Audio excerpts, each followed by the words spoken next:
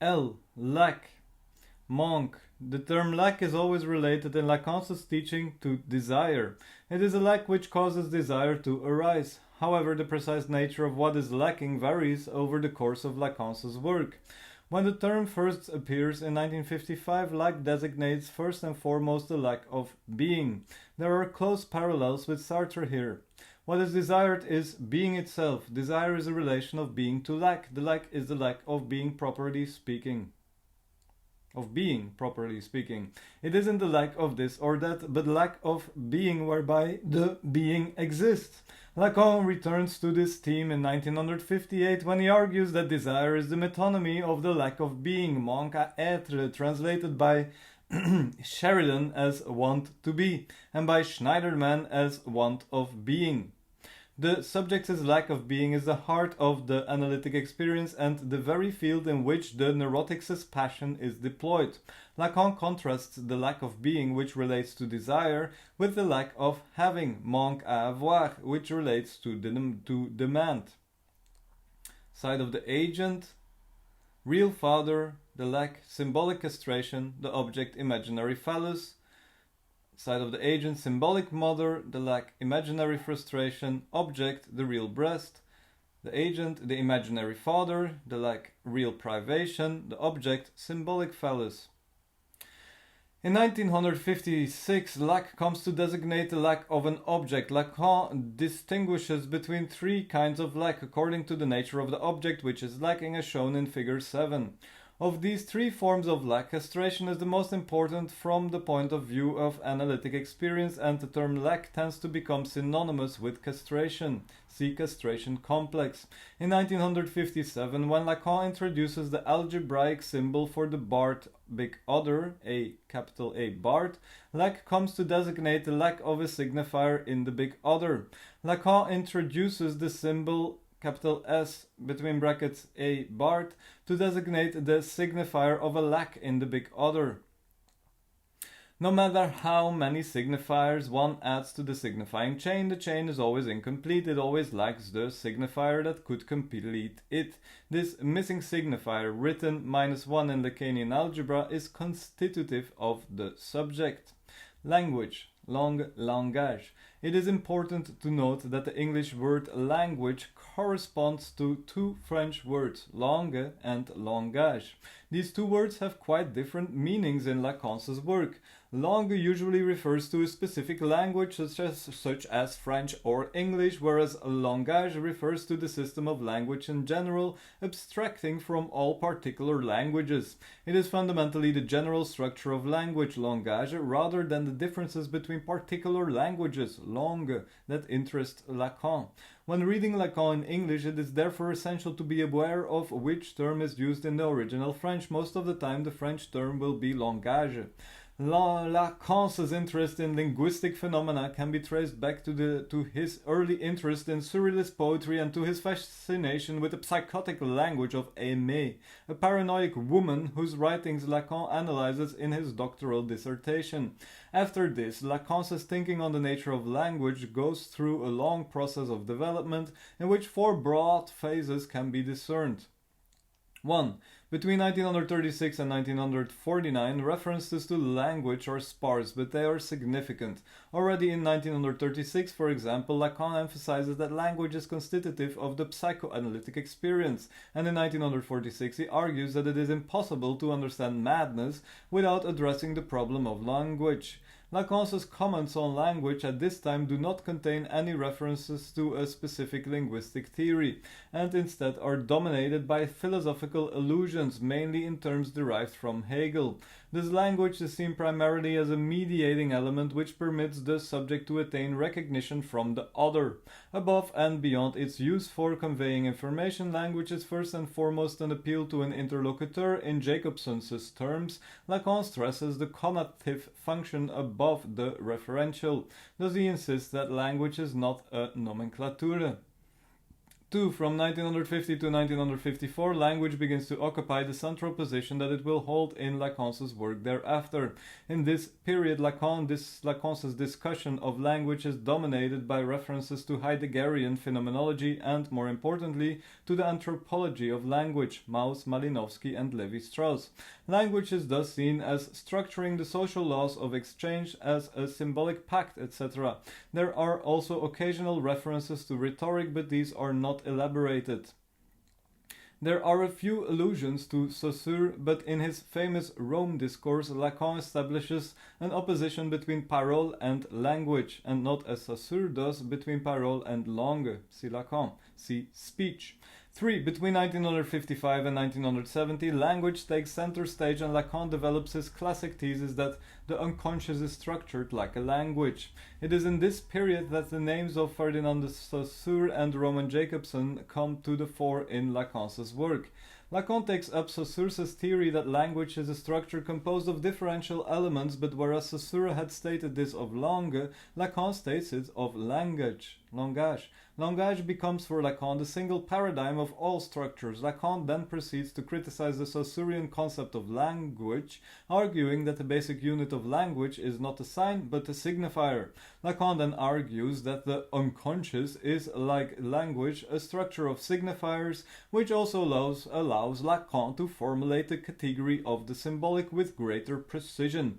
In 1969, Lacan develops a concept of discourse as a kind of social bond.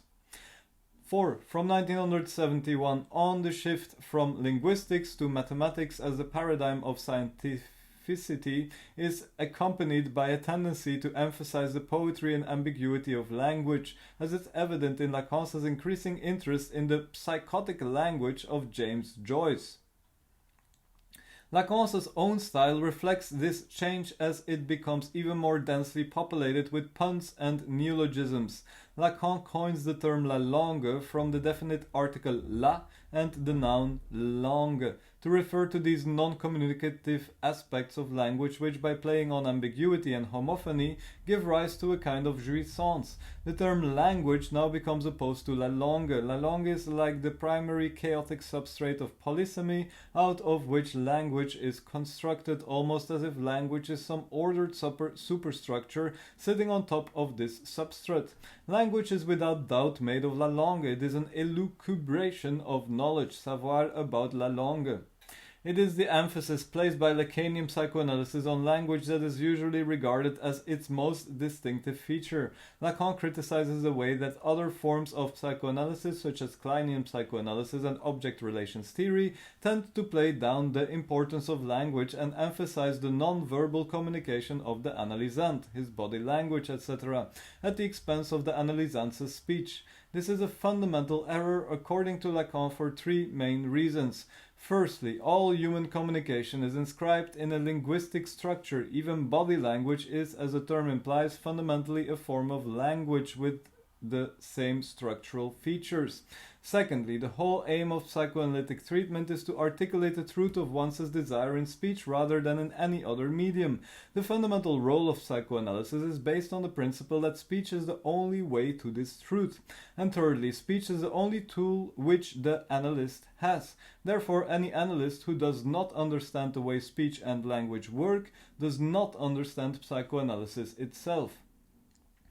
One consequence of Lacan's emphasis on language is his recommendation that the analyst must attend to the formal features of the analysant's speech, the signifiers, and not to be sidetracked into an emphatic attitude based on an imaginary understanding of the content, the signified.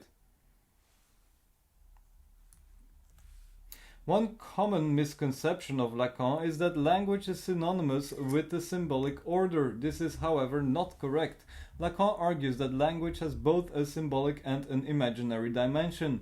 There is something in the symbolic function of human discourse that cannot be eliminated, and that is the role played in it by the imaginary. The symbolic dimension of language is that of the signifier and true speech. The imaginary dimension of language is that of the signified, signification, and empty speech. Schema L represents these two dimensions of language by means of two axes which intersect. The axis A through S, capital S, is language in its symbolic dimension, the discourse of the big other, the unconscious, the imaginary axis, objectivity A, accent to objectivity A, is language in its imaginary dimension, the wall of language which interrupts, distorts, and inverts the discourse of the big other. In Lacan's words, language is as much there to found us in the big other as to drastically prevent us from understanding him. Lacan distinguishes between languages and codes. Unlike codes in language, there is no stable one-to-one correspondence between sign and referent, nor between signified and signifier. It is this property of language which gives rise to the inherent ambiguity of all discourse. This ambiguity is evident in the formations of the unconscious, which can only be interpreted by playing on homophony and other forms of equivocation, l'équivoque. See interpretation. Law, loi. Lacan's discussion of the law, which Lacan often writes with a capital L, owe much to the work of Claude Lévi-Strauss, especially Lévi-Strauss. See especially Lévi-Strauss.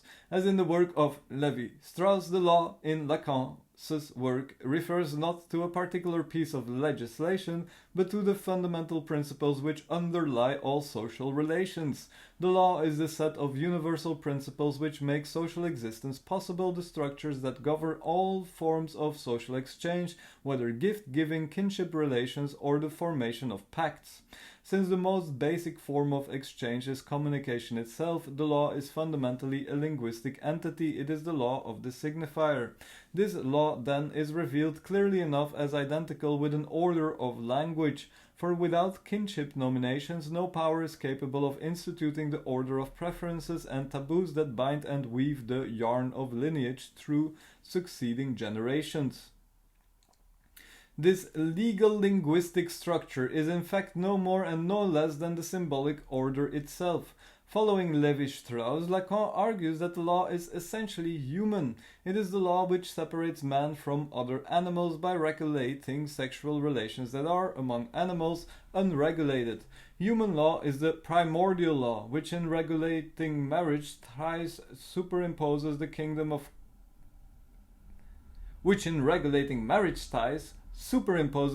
of culture on that of a nature abandoned to the law of mating. The prohibition of incest is merely its subjective pivot.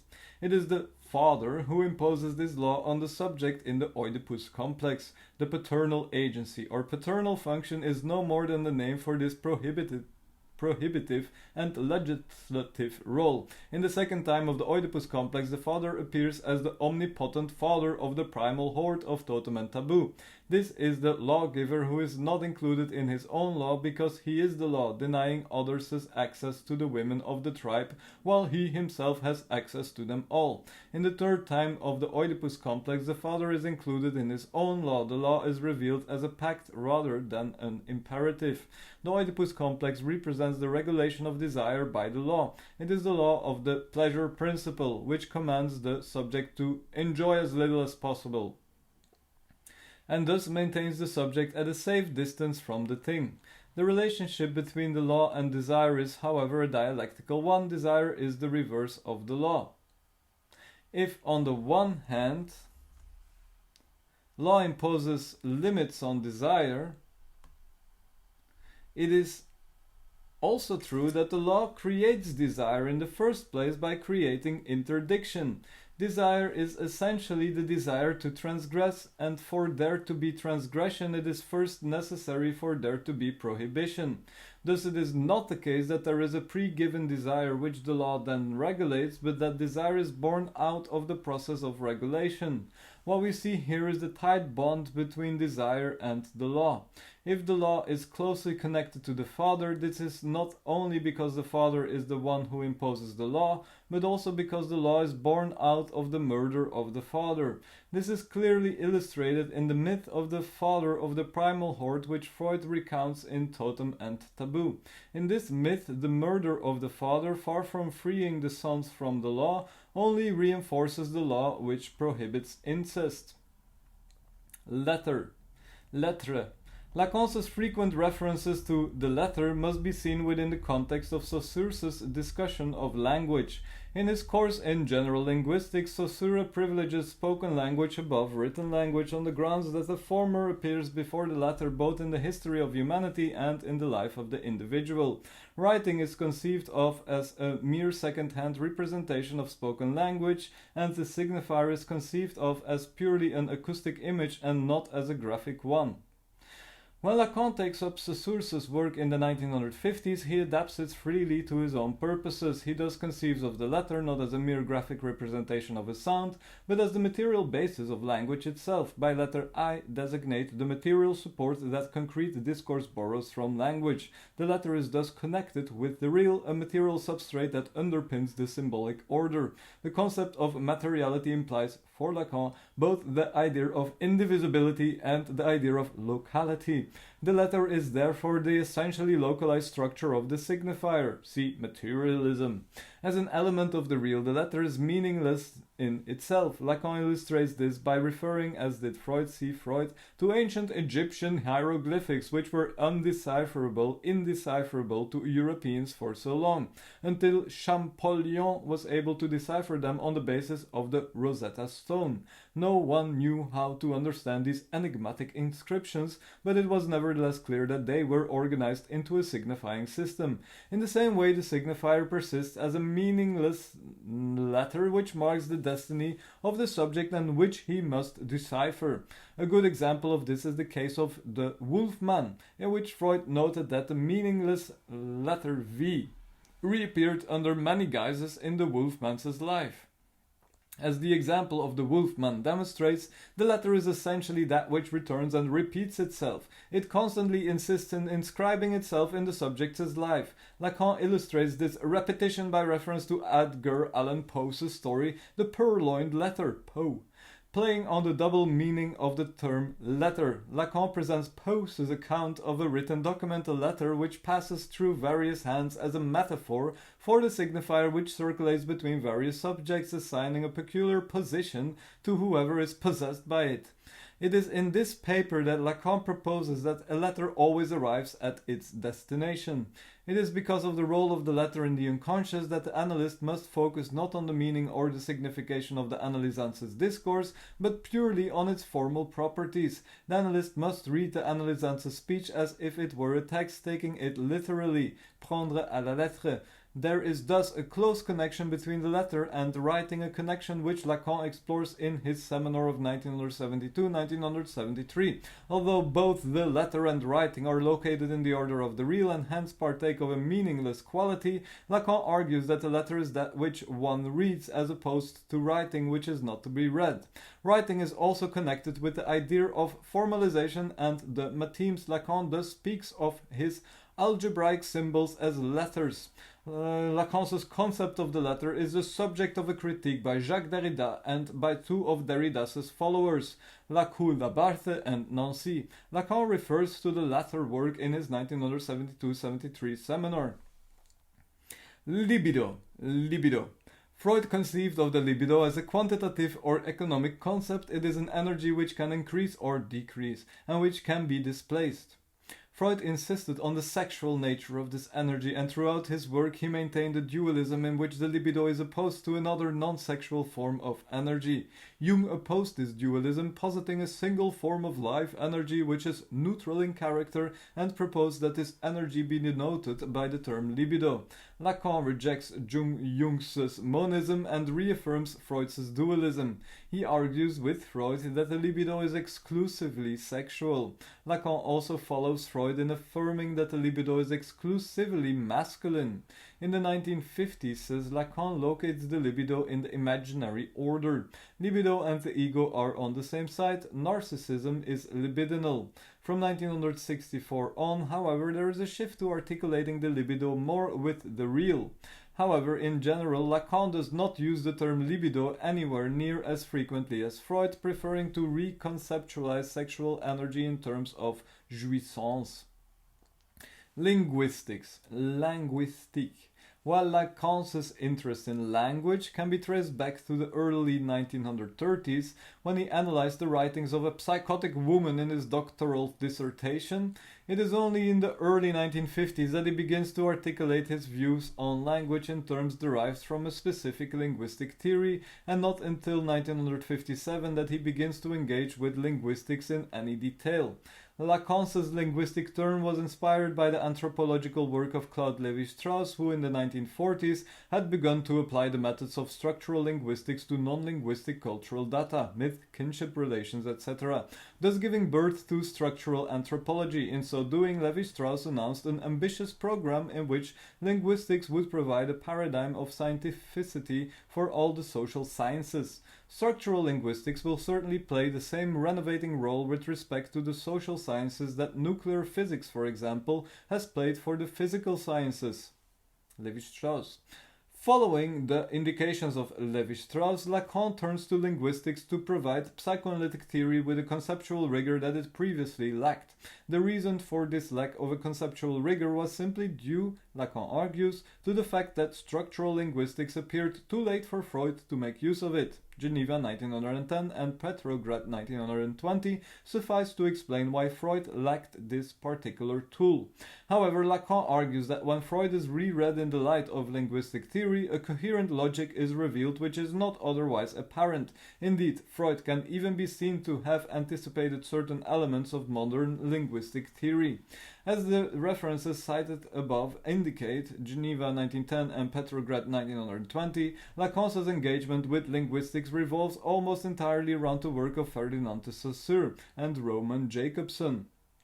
References to the work of other influential linguists such as Noam Chomsky, Leonard Bloomfield, and Edward Sapir are almost completely absent from Lacan's work. There is a corresponding focus on design, rhetorical tropes, and phoneme analysis at the expense of an almost complete neglect of other areas of linguistics such as syntax, semantics, pragmatics, sociolinguistics, and language acquisition, though see development. See Macy. Saussure was the founder of structural linguistics, in contrast to the study of language in the 19th century, which had been exclusively diachronic, in other words, focusing exclusively on the ways that languages change over time. Saussure argued that linguistics should also be synchronic, in other words, focus on the state of a language at a given point in time. This led him to develop his famous distinction between langue and parole, and his concept of the sign as composed of two elements, signifier and signified. All these ideas are developed in Saussure's most famous work, The Course in General Linguistics, which was constructed by his students from notes they had taken at Saussure's lectures at the University of Geneva and published 3 years after his death. Jacobson further developed the lines laid down by Saussure, pioneering the development of phonology, as well as making important contributions to the fields of grammatical semantics, pragmatics, and poetics. See Caton. From Saussure, Lacan borrows the concepts of language as a structure, although whereas Saussure had conceived it as a system of signs, Lacan conceives it as a system of signifiers.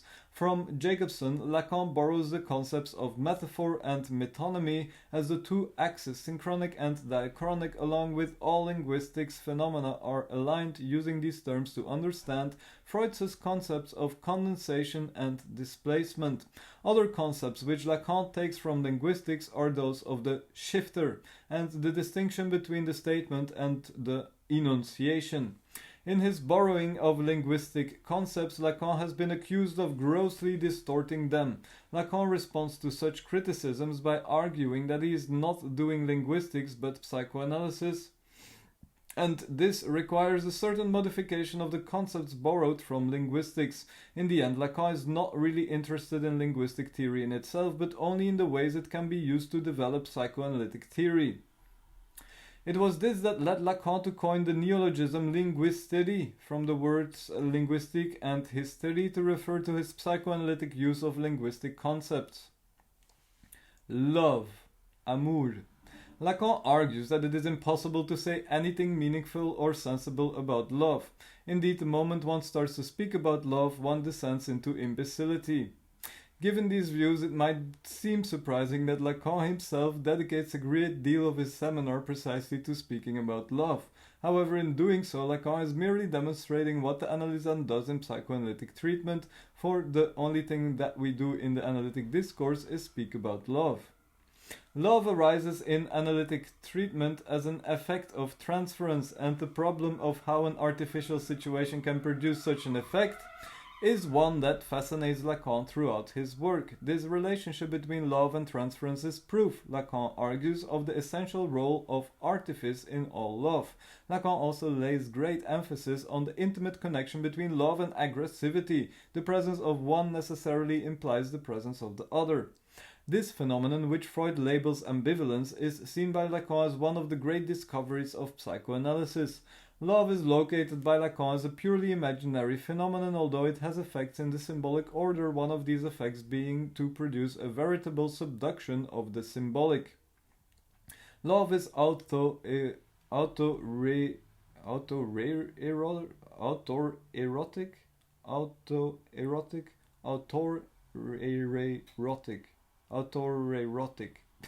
autoerotic, and has a fundamentally narcissistic structure, since its one's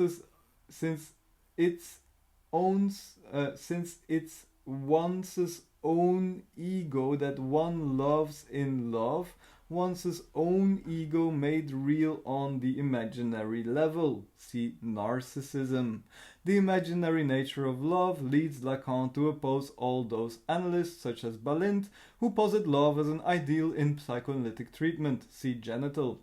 Love involves an imaginary reciprocity, since to love is essentially to wish to be loved. It is this reciprocity between loving and being loved that constitutes the illusion of love, and this is what distinguishes it from the order of the drives, in which there is no reciprocity, only pure activity. Love is an illusory fantasy of fusion with the beloved, which makes up for the absence of any sexual relationship. This is especially clear in the asexual concept of courtly love. Love is deceptive as a specular mirage. Love is essentially deception. It is deceptive because it involves giving what one does not have. In other words, the phallus to love is to give what one does not have. Love is directed not at what the love object has, but at what he lacks, at the nothing beyond him. The object is valued insofar as it comes in the place of that lack. See schema of the veil. One of the most complex areas of Lacan's work concerns the relationship between love and desire. On the one hand, the two terms are diametrically opposed. On the other hand, this opposition is problematized by certain similarities between the two. One, as an imaginary phenomenon which belongs to the field of the ego, love is clearly opposed to desire, which is inscribed in the symbolic order, the field of the big other. Love is a metaphor, whereas desire is metonymy. It can even be said that love kills desire, since love is based on a fantasy of oneness with the beloved, and this abolishes the difference which gives rise to desire. Two, on the other hand, there are elements in Lacan's work which destabilize the neat opposition between love and desire. Firstly, they are both similar in that neither can ever be satisfied. Secondly, the structure of love as the wish to be loved is identical to the structure of desire, in which the subject desires to become the object of the big other's desire. Indeed, in Kojèv's reading of Hegel, on which this account of desire is based, there is a degree of semantic ambiguity between love and desire. See Kojèv. Thirdly, in the dialectic of need, demand, desire, desire is born precisely from the unsatisfied part of demand, which is the demand for love. Lacan's own discourse on love is thus often complicated by the same substitution of desire for love, which he himself highlights in the text of Plato's Symposium. Lure, leure. As Alan Sheridan points out in the short glossary he provides to this translation of écrise, the French word translates variously lure for hawks, fish, decoy for birds, bait for fish, and the notion of allurement and entissement. Sheridan. Lures are part of the imaginary order. Thus the seductive maneuvers of the child in the pre-Oedipal triangle when the child tries to be the phallus for the mother are described as lures. With respect to psychoanalytic treatment, the resistances encountered in analytic treatment are lures which the analyst must use all his cunning to avoid being ensnared by. Human beings are not the only animals who are capable of setting lures, and this fact is sometimes used and argued in favor of the existence of animal consciousness. However, Lacan argues that it is important to distinguish between animal lures and human lures. Animals can deceive by their camouflage or by the feint by which an apparent straggler leads a predator away from the flock, but there is nothing even there that transcends the function of lure in the service of need. Animal lures are extremely important in mating ceremonies where an animal must entice another into copulation, and this is also what lends human sexuality its strong imaginary element. Sexual behavior is quite especially prone to the lure. Human lures, whereas animal lures are straightforward, the human being is unique in being capable of a special kind of lure which involves a double deception. This is a kind of lure which involves deceiving by pretending to deceive. In other words, telling a truth that one expects to be taken for a lie. The classic example of the properly human lure is the joke quoted by Freud and often cited by Lacan about the two Polish Jews. Why do you tell me you're going to Krakow, so I'll believe you're going to Lvov when you are really going to Krakow? Other animals are incapable of this special kind of lure owing to the fact that they do not possess language.